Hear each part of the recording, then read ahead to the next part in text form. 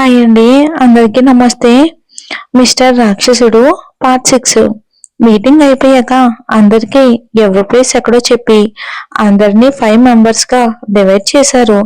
ఇంటర్వ్యూలో క్వశ్చన్స్ కి ఇంటెలిజెంట్ గా ఆన్సర్ చేసిన వారిని మేనేజర్ అండర్లో ఉంటుంది అని చెప్తారు. ఆకాష్ లక్కేమో కానీ అలా ఆన్సర్ చేసిన వాళ్ళల్లో గీత, మేఘ, చరణ్, శృతి, ఇంకో పర్సన్ స్వీటీ అని చెప్పారు. గీత, మేఘాలకు పరిచయమైన తేజ, మానస వేరే టీంకి పంపిస్తారు.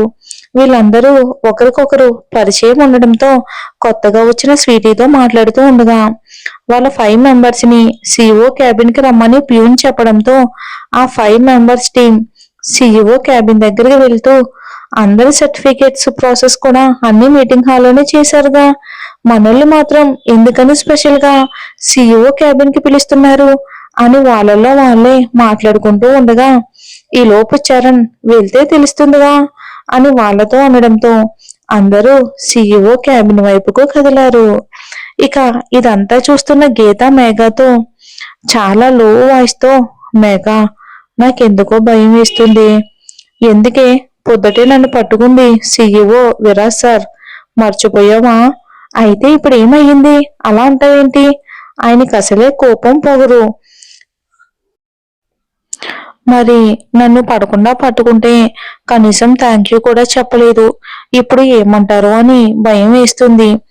అది మాత్రమే చాలదు అన్నట్టు ఇప్పుడు మన 5 మెంబర్స్ ని మాత్రమే క్యాబిన్ కి పిలుస్తున్నారు. ఏం కాదు, భయపడకు. ఆయన నిన్ను ఏమీ అనకుండా మామూలుగానే వెళ్ళిపోయారుగా, కాబట్టి ఆయన ఏమీ అనరు, భయపడకు అని చెప్పేంతలోపే విరాజ్ క్యాబిన్ కి రావడంతో సైలెంట్ అయిపోతారు అందరూ.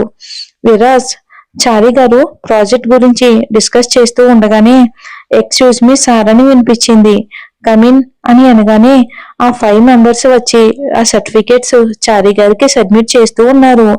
లాస్ట్ లో గీత భయపడుతూ వచ్చి సర్టిఫికేట్ ఇచ్చి నిలబడి తలదించుకుంది.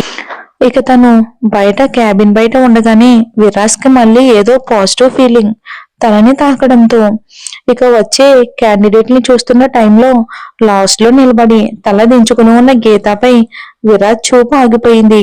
తన పేరు తెలుసుకోవాలి అనిపించింది. మీ పేర్లు చెప్పండి అన్నాడు విరాజ్.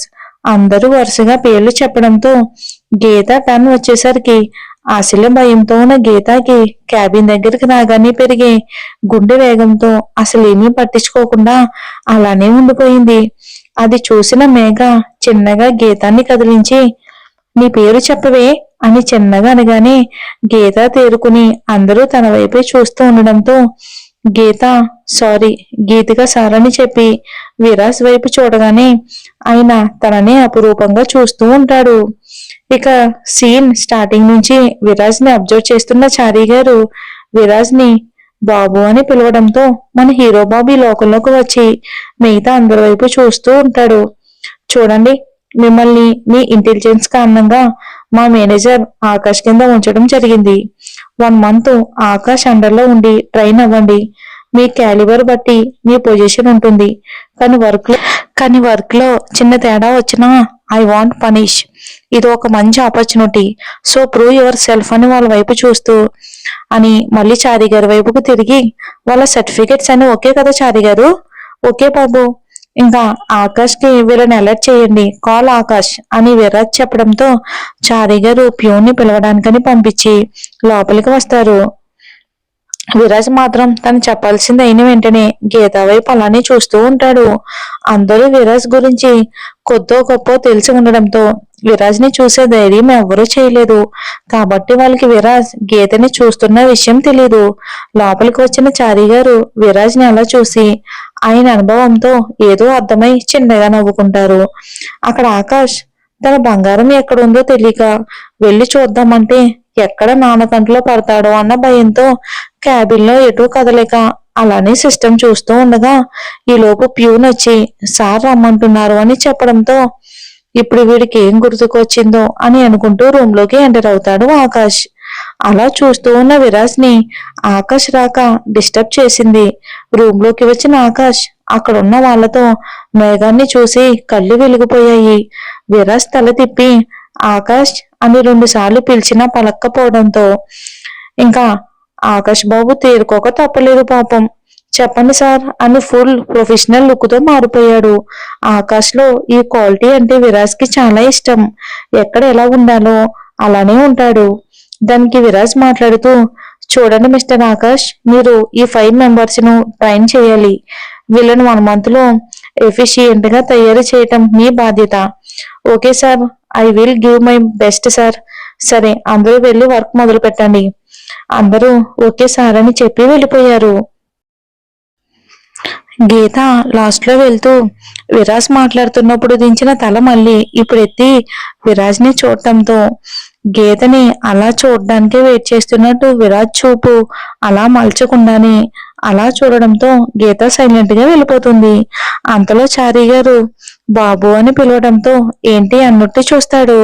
మీరిప్పుడు ఇలా ఈ 5 మెంబర్స్ కి ట్రైనింగ్ ఇప్పించడానికి గల రీజన్ ఏంటి?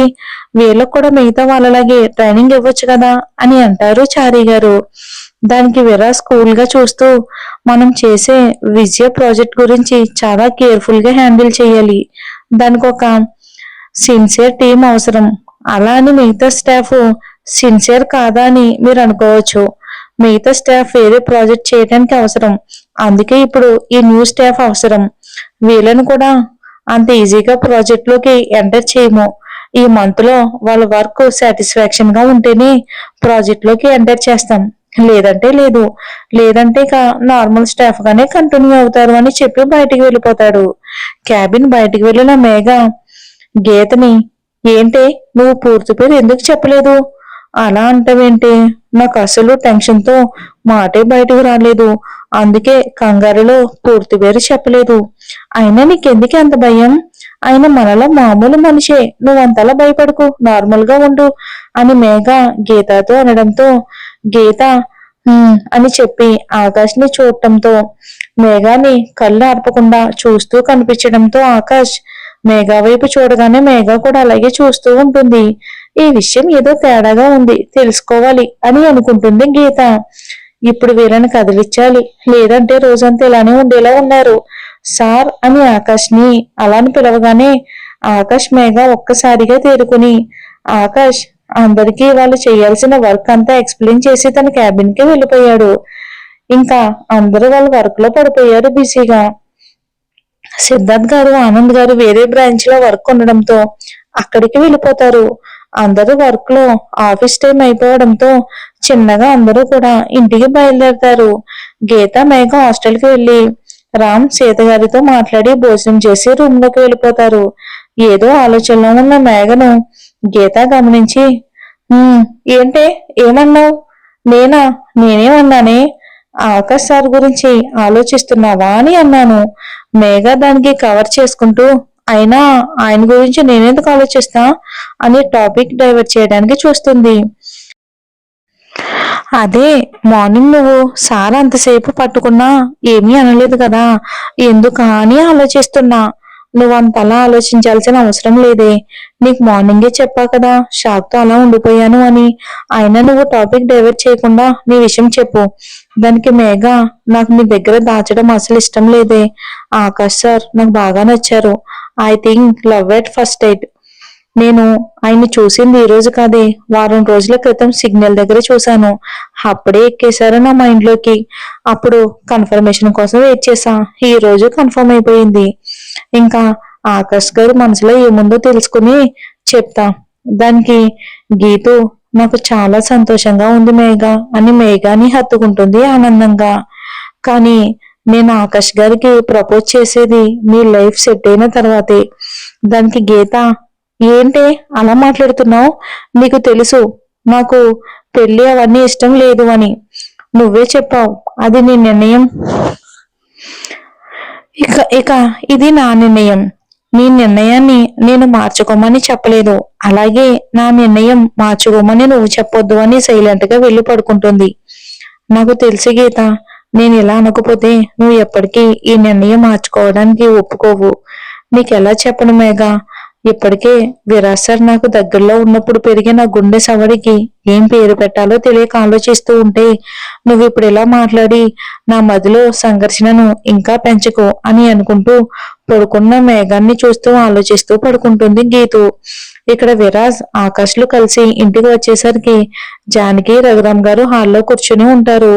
ఇక వస్తున్న ఆకాష్ని చూస్తూ ఏరా నీకు ఇన్ని రోజులకు తీరిక దొరికిందా రావటానికి అని జానకి గారు అనడంతో ఆకాష్ జానకి రఘురామ్ గారిని కలిపి హక్ చేసుకుని I miss you so much darling. నేను రోజు వద్దామని అనుకుంటున్నా కానీ నీ యాంగ్రీ బర్డ్ మనోడు ఉన్నాడు చూసావు, ఎప్పుడు చూడు వర్క్ వర్క్ అని చావగొడుతున్నాడు.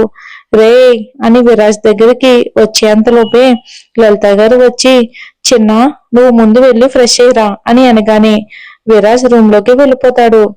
ఆకాష్ లలిత గారి దగ్గరకు వచ్చి thank you so much aunty, నువ్వు టైంకి రాకపోతే ఆ యాంగ్రీ బర్డ్ చేతిలో అయిపోయేవాడిని రే అని లలిత గారు అనగానే ఆకాష్ ఇంకా గట్టిగా నవ్వుతూ అందరితో మాట్లాడుతూ కూర్చున్నాడు. అంతలో సిద్ధార్థ్ ఆనంద్ గారు రావడంతో సైలెంట్ గా అయిపోయి కూర్చున్నాడు. హాల్లో ఉన్న ఆకాష్ ని ఆనంద్ గారు పలకరించి ఇక సిద్ధార్థ్ గారు నార్మల్ గా చూస్తూ వెళ్ళిపోయారు. ఆకాష్ ఆశ్చర్యంతో బామా బాబాయ్లో కొద్దిగా మార్పు వచ్చినట్టుంది, అంతకు ముందు అసలు ఏమీ పట్టించుకోకుండా వెళ్ళిపోయేవారు. దానికి బామ్మగారు గీత కలిసిన దగ్గర నుండి మొత్తం చెప్తారు.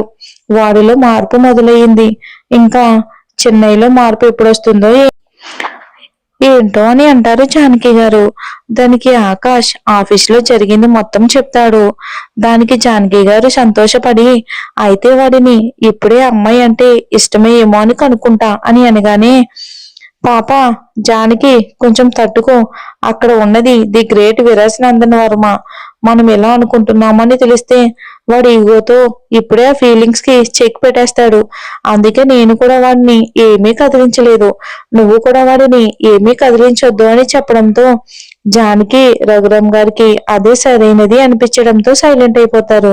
ఇంకా తర్వాత విరాజ్ వచ్చి వాళ్ళ మామకు భోజనం పెట్టొచ్చి ఆ రోజు జరిగిన విషయాలన్నీ తెలుసుకుని వచ్చి అందరూ కలిసి తినేసి ఎవరి రూమ్ లోకి వాళ్ళు వెళ్ళిపోతారు. ఆకాష్ కూడా అప్పుడప్పుడు అక్కడే ఉండడం అలవాటు అవడంతో తన రూమ్ లోకి వెళ్లి మేఘాన్ని తలుచుకుని తనతో మాట్లాడడానికి ప్లాన్స్ అన్ని ఆలోచిస్తూ పడుకుని పోతాడు ఆకాష్. రూమ్ లోకి వచ్చిన విరాజ్ గీతని తలుచుకుంటూ ఎవరు నువ్వు, ఎందుకని నేను ఎంతసేపు చూసినా తనివి తీరడం లేదు, లేదు లేదు ఇదంతా అట్రాక్షన్ అని అనుకుని పడుకోవాలి అనుకున్న గీత కళ్ళు తన ఫ్రేగ్రెన్స్ గుర్తుకు వచ్చి ఎప్పటికో నిద్రపోతాడు. మరి స్టోరీ మీద అభిప్రాయాన్ని కామెంట్ చేయండి, లైక్ చేయండి. నెక్స్ట్ ఎపిసోడ్ లో కలుద్దాం.